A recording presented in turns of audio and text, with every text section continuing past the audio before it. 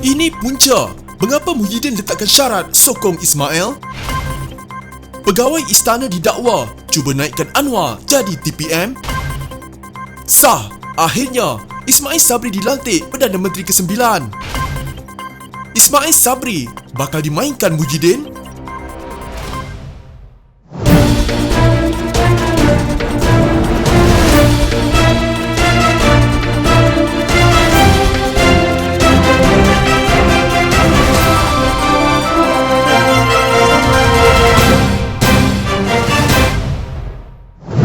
Sehari sebelum meletak jawatan sebagai Perdana Menteri, Muhyiddin Yassin memutuskan menyokong timbalannya Ismail Sabri Yaakob untuk menggantikan beliau menurut Ketua Setiausaha Sulitnya Marzuki Mohamad. Dalam catatan di Facebook, Marzuki berkata, beliau bertanya Muhyiddin kewajaran memberikan sokongan kepada naib Presiden UMNO itu memandangkan beliau daripada parti yang menjatuhkannya.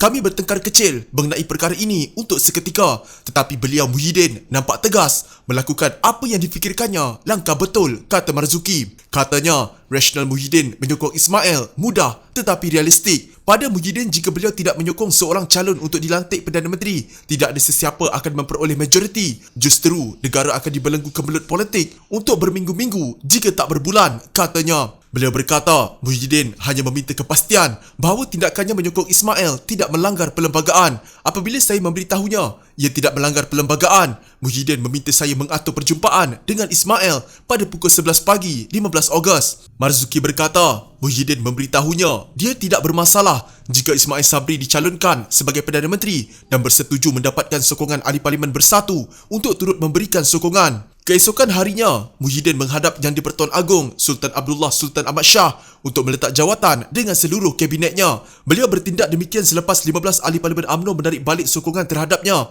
apabila percakaran antara UMNO dan Bersatu pimpinan Muhyiddin semakin memburuk. Marzuki berkata, Muhyiddin memberitahu ramai yang menghantar pesanan teks memintanya untuk tidak meletak jawatan. Namun ahli Parlimen Paguh itu berpendirian dia perlu meletak jawatan selaras peruntukan perlembagaan.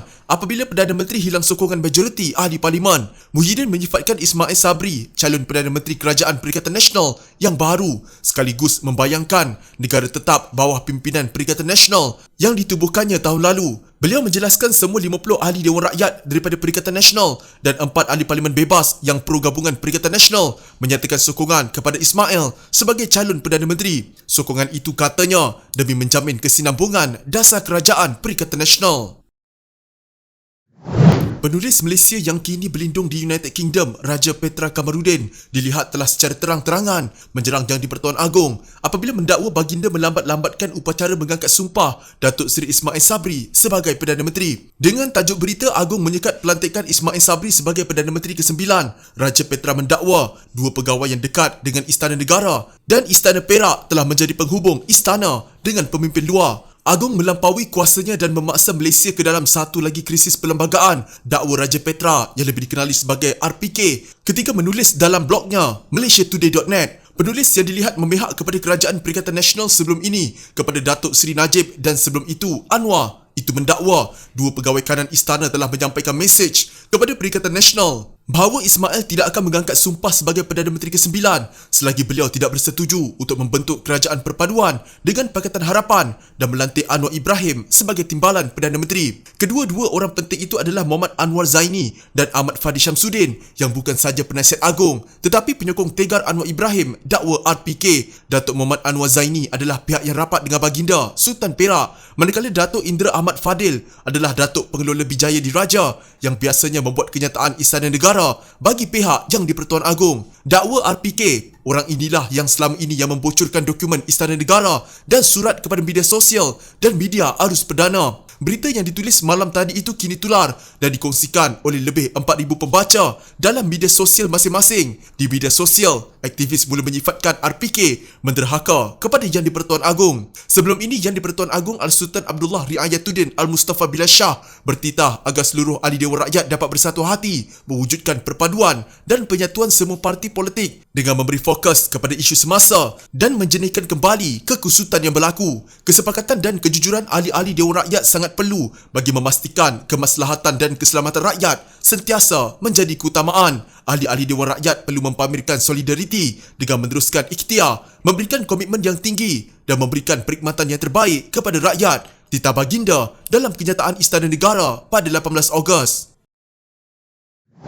Yang di-Pertuan Agong Al-Sultan Abdullah Riayatuddin Al-Mustafa Billah Shah hari ini memperkenan pelantikan Naib Presiden UMNO Ismail Sabri Yaakob sebagai Perdana Menteri baru menggantikan Muhyiddin Yassin yang melepaskan jawatannya Isnin lalu. Sehubungan dengan itu dan selaras dengan Perkara 40/2/A dan Perkara 43/2/A Perlembagaan Persekutuan, Seri Paduka Baginda telah berkenan melantik Yang Berhormat Datuk Seri Ismail Sabri bin Yaakob, Ahli Parlimen Bera, sebagai Perdana Menteri Malaysia ke-9.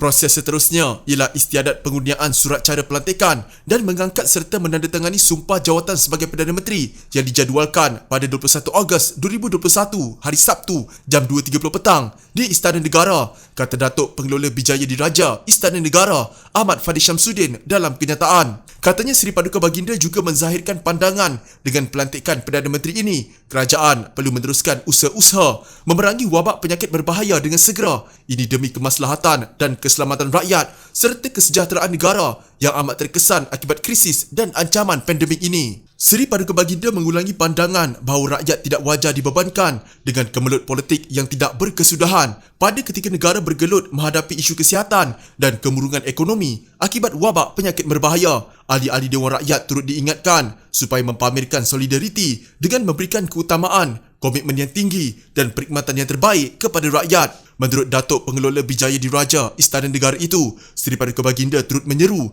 seluruh rakyat agar terus bertenang dan bersama baginda mendoakan agar negara sentiasa berada di bawah lindungan Allah dan dijauhi dari sebarang musibah serta wabak penyakit berbahaya dapat dibendung serta diakhiri dengan segera. Pelantikan Ismail Sabri 61 dibuat selepas Yang di-Pertuan Agong mempengerusikan perbincangan khas Raja-Raja Melayu bermula jam 2.30 petang di Istana Negara. Ahmad Fadil berkata, pencalonan bakal Perdana Menteri telah dibuat menerusi surat-surat akuan daripada semua ahli parlimen dengan tujuan untuk membantu Seri Paduka Baginda membuat keputusan bagi melantik seorang ahli Dewan Rakyat yang pada hemat baginda mungkin mendapat kepercayaan majoriti ahli Dewan Rakyat. Istana Negara telah menerima pencalonan nama-nama bakal Perdana Menteri daripada 220 ahli-ahli Dewan Rakyat masing-masing menerusi surat akuan pada 18 Ogos lalu. Dari surat-surat akuan tersebut, seramai 114 ahli Dewan Rakyat telah mencalonkan Ismail Sabri Yaakob, Ahli Parlimen Bera, jumlah majoriti yang mencukupi untuk membentuk kerajaan. Susulan itu, Seri Paduka Baginda telah berkenan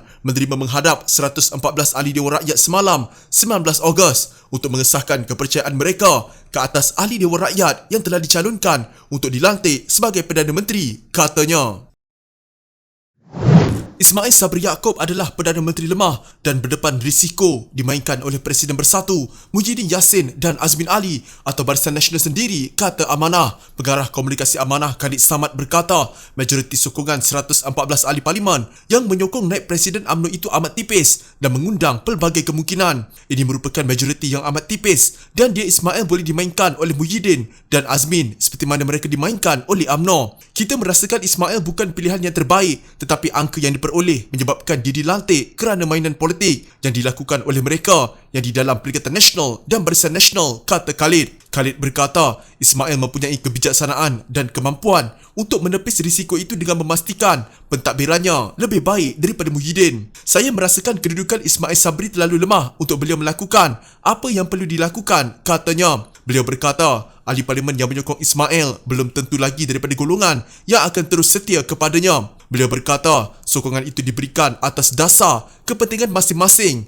Justru, mungkin ada pihak yang akan cuba menghalang Ismail jika ada perubahan yang mahu dilakukan. Istana Negara mengumumkan pelantikan Ismail sebagai Perdana Menteri menggantikan Muhyiddin yang meletak jawatan Isnin lalu selepas 15 ahli parlimen UMNO menarik balik sokongan kepadanya. Spekulasi bertebaran bahawa Muhyiddin akan dilantik sebagai Menteri Pembimbing dalam Kabinet Ismail yang bakal diumumkan dalam tempoh terdekat. Namun nasib Azmin yang menjadi Menteri Kanan dalam pentadbiran Muhyiddin sebelum ini tidak diketahui. Bekas pemimpin PKR itu yang menjadi perancang langkah syaratan dan kemudian melompat ke Bersatu disifatkan sekutu utama Muhyiddin. Beliau diuar-uarkan antara calon untuk jawatan timbalan Perdana Menteri namun belum disahkan.